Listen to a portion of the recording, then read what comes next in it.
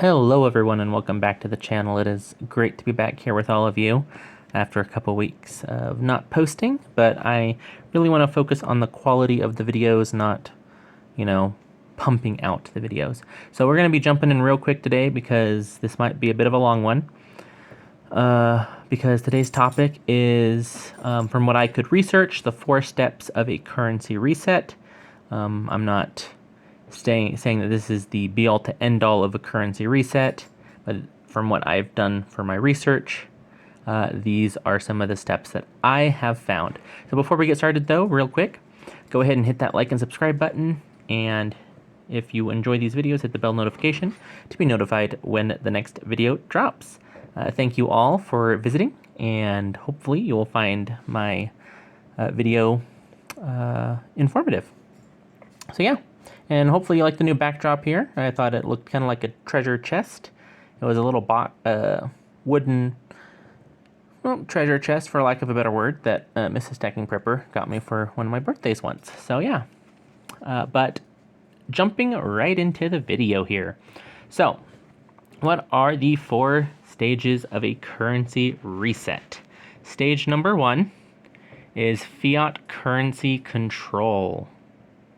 Now, this stage begins by not only ensuring that everyone is using a fiat currency for all of their everyday transactions, but also storing their savings in a fiat currency, which, as we all know, fiat currencies lack intrinsic value, unlike the lovely stuff you see before you.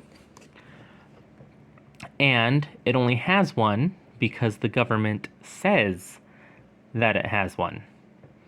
Alan Greenspan, I believe he was a former Federal Reserve chairman, once said, in the absence of gold, or in the absence of the gold standard, there is no way to protect savings from the confiscation through inflation.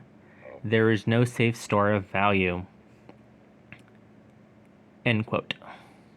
So for over a century, the wealthy have understood that storing precious metals protects your wealth from inflation, and have used inflation to steal wealth from everyone else, as I'm sure we are all feeling today. But that is why in 1943, there was a gold confiscation here in the U.S. The government made it illegal to hold gold, forcing people to give it up and use the U.S. dollar instead. Because, lo and behold, one time we were on a gold standard. And people did have gold and silver on hand, as well as the gold backs and silver backs.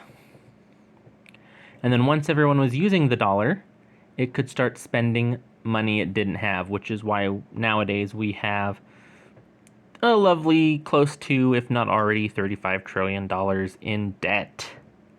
And that leads us to stage 2, inflationary theft. So as the cost of goods rise, our dollar begins to buy less and less. Sound familiar, everyone? Which means it is now worth less.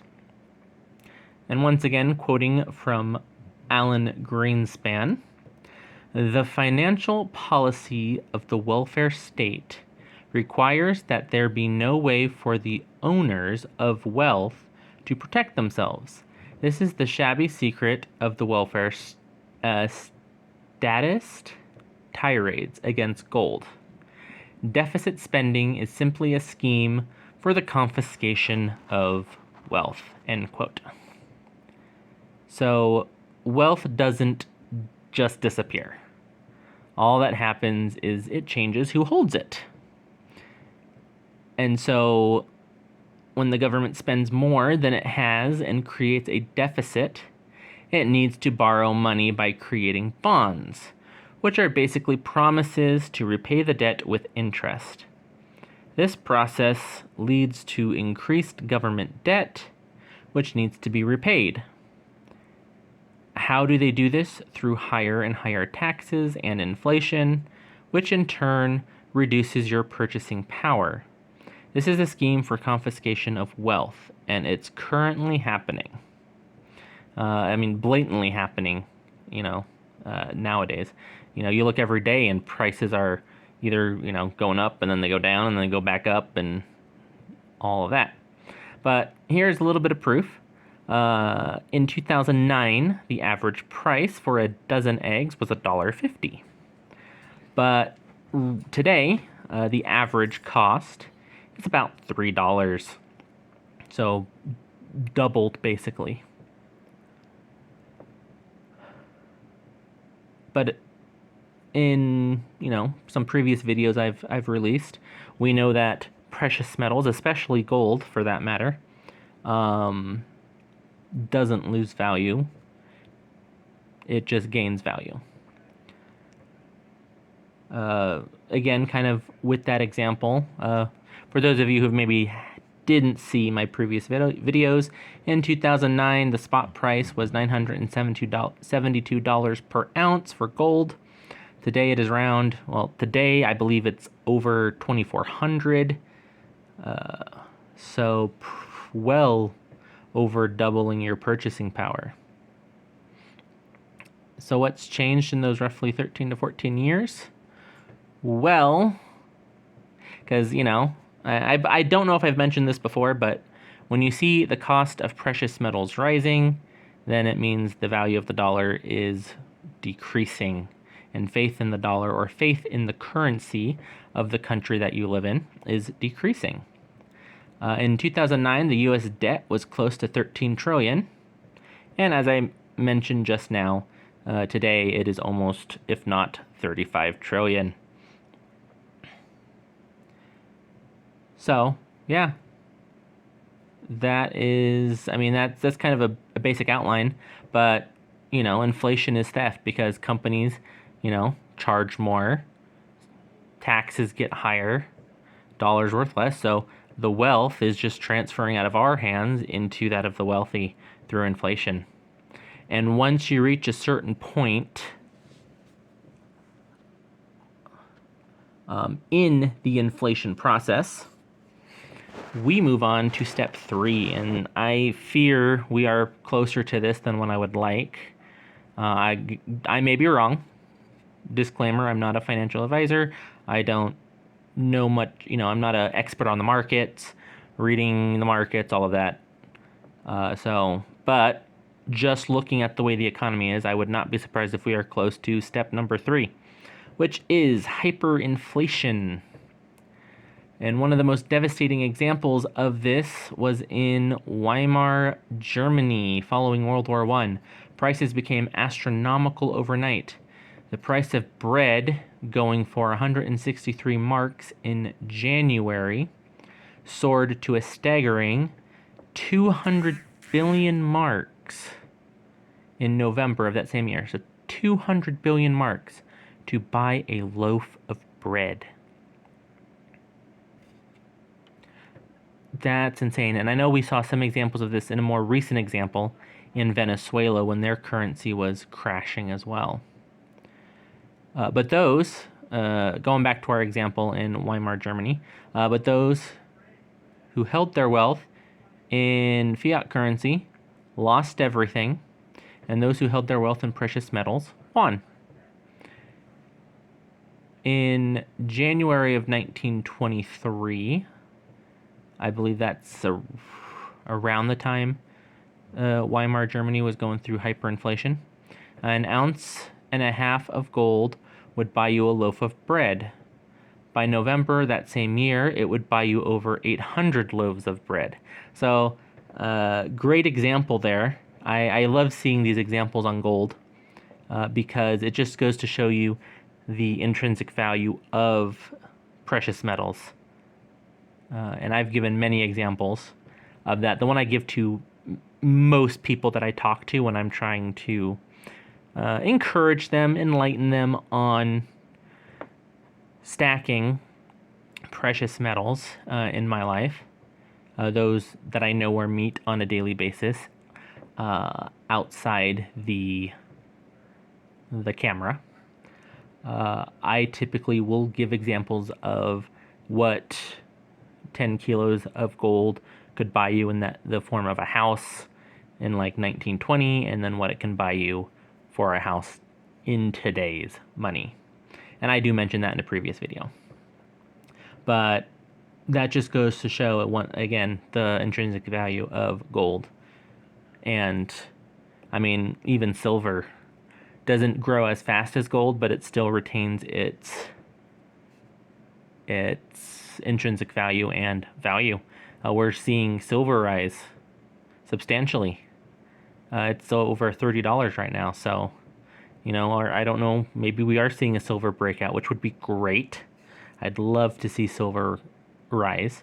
Not just for the fact that, obviously my silver is worth more, but at the same time, it's sad because that means the dollar is getting weaker.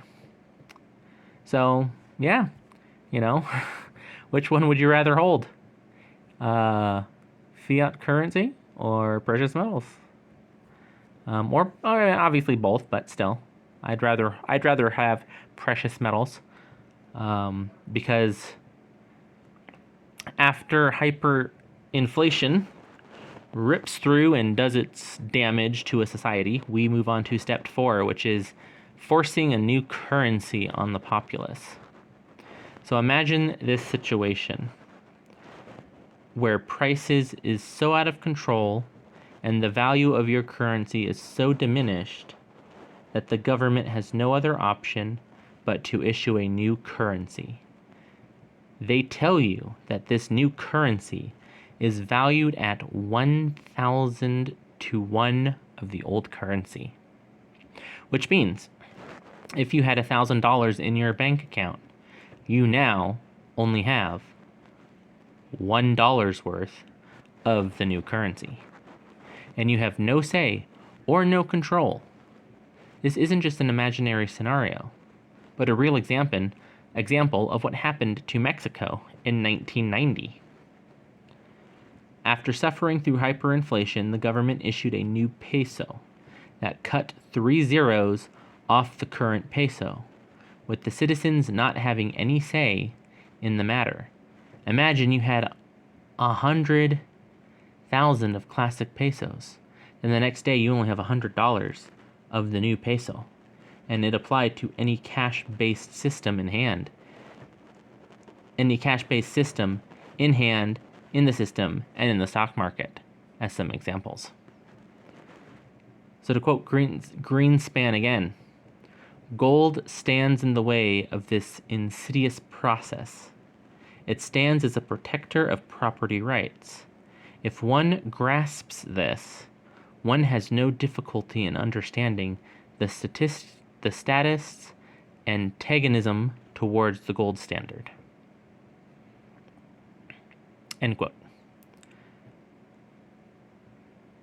I mean, words of wisdom right there.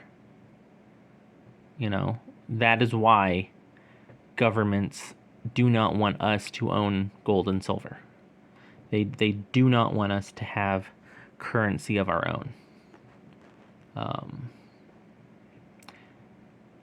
And if we all just, if you can get a community together, or even if everyone can just band together and stand up and be like, we want to bring back the gold and silver standard, we would see leaps and bounds. And I truly believe in the wealth of this nation. Sadly, the elite are never going to allow that. Not to sound conspiratorial here. And YouTube, this is all just for entertainment purposes. Please don't remove me for saying that. I'm in no way, shape, and form